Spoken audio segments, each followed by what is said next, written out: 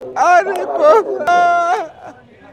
আরে বাংলাদেশের সরকার, আরে বাংলাদেশ বেতন নাই, চাকরি আছে বেতন নাই, চাকরি আছে বেতন নাই। আরে বাবা, ইলিশ মাছ গরু বছর মনে হয় 20 বছরে খাই নাই ইলিশ মাছ। ইলিশ মাছ 20 বছর খাই নাই।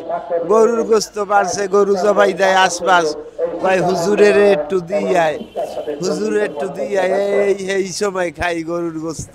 আমার সর্দি জ্বর, আমার এই যে যারা শিক্ষকের আছে তারা আমার খেদমত করে, পানি খাওয়ায়, ঔষধ এনে দেয়। আমি এইখানে পড়ে আছি।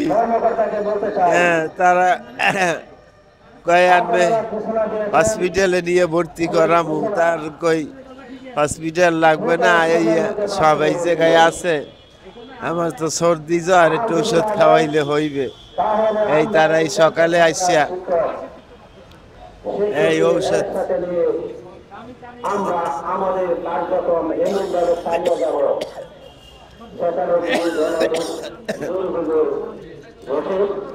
এই ঔষধ কিনে দিয়ে গেছে।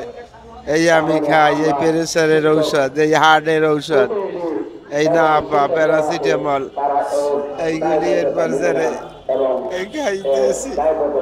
আরে নসিব বাংলাদেশে জন্মগ্রহণ করে, আরে নসিব, নসিবের কথা কি বলবো।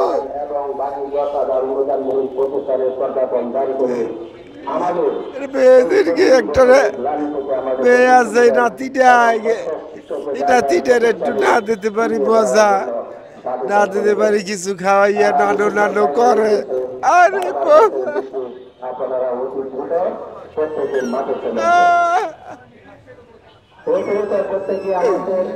আরে বাংলাদেশের সরকার, আরে বাংলাদেশ বেতন নাই, চাকরি আছে বেতন নাই, চাকরি আছে বেতন নাই।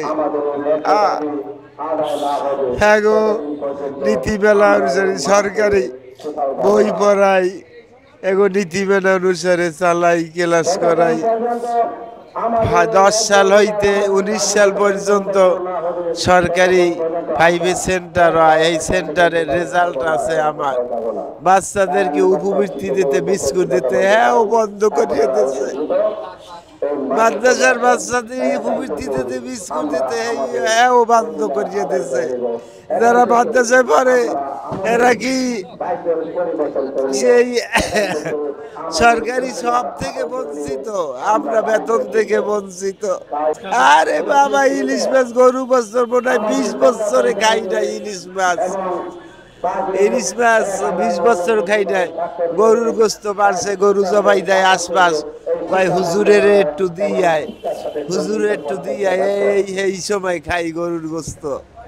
আর 20 বছরের উপর হয়ে গেছে ইলিশ মাছ কিনে খাই নাই বাবা। এইভাবে দিনাতিপাত করতেছি।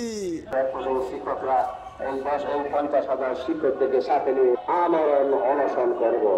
আমরা কাপড়ের কাপড় মাদায় দশটাবের সামনে মরণপণের আন্দোলনে আপনারা অতি সত্তর আমাদের এই ন্যায্য দাবি, আমাদের প্রতিষ্ঠানগুলির ছাত্র শিক্ষকদের এই 40 বছরের গ্লানি দূর করবে।